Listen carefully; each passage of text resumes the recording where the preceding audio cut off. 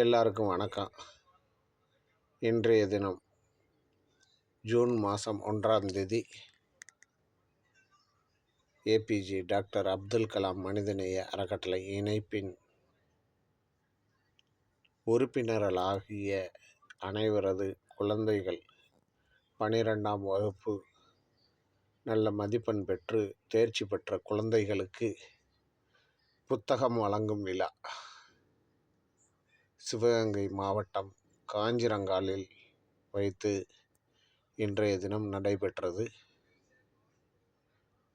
இந்த புத்தகம் வழங்கும் விழாவிற்கு வந்து புத்தகம் வழங்கும் விழாவை சீரும் சிறப்புமாக நடத்தி கொடுத்த அனைவருக்கும் நன்றி. இந்த இணைப்பை எதற்காக தொடங்கி இருக்கிறோம் என்றால், மக்களுக்கு